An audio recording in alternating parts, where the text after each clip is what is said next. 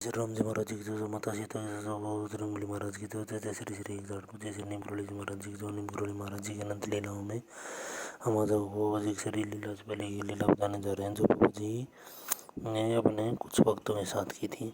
तो बाबा जी ने एक बार बाबा जी के पास एक भक्त आया और उसने कहा कि बाबा जी मेरी पत्नी बहुत ज़्यादा बीमार है। तो बाबा जी ने उसे एक छड़ी दे दी और कहा कि इसे अपने पत्नी के सिरहाने के नीचे रख देना। तो कुछ दिन में उसकी पत्नी बिल्कुल सही हो गई, मगर वह छड़ी सिरहाने के नीचे से गायब हो गई अपने आप।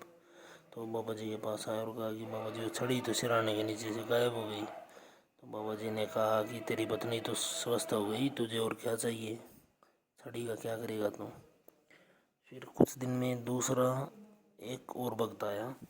वह कहने लगा कि बाबा जी आपने बाबा जी से कहने लगा कि ओ बाबा जी मेरी माँ बहुत ज़्यादा बीमार है और बूढ़ी औरत है, और आपने एक दूसरे भगत को एक छड़ी दी थी, उसने पूरा वृत्तांत कह सुनाया और ऐसे ऐसे उसकी पत्नी ठीक हो गई थी, तो मुझे भी छड़ी दे दीजिए। तो बाबा जी ने कहा कि उसकी पत्नी तो जवान औरत थी और तेरी माँ तो बूढ़ी हो चुकी है और उसे तो अब मरना ही होगा। तो अंततः उसकी माँ की ये लीला समाप्त हो गई, मृत्यु को प्राप्त हो गई उसकी माँ।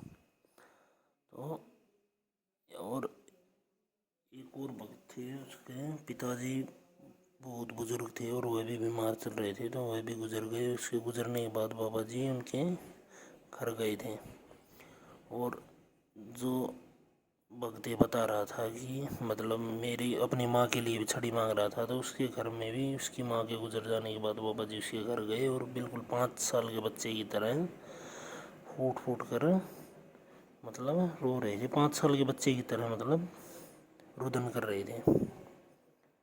फूट फूट करके तो क्या रोएगा 5 साल का बच्चा, मतलब रुदन कर रहे थे 5 साल के बच्चे की तरह।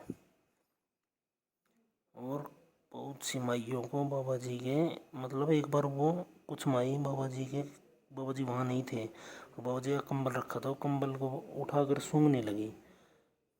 पता नहीं क्या उनको प्रेरणा मिली, क्या लीला थी बाबा जी की कि वो कंबल को उठाकर सूंघने लगी। तो उन्हें छोटे बच्चे की सी मतलब सुगंध आई उसमें कंबल में से, जैसी छोटे बच्चे के अंदर से आती वैसी आई। तो जय श्री नीम करोली महाराज, जय श्री सत्य सनातन धर्म।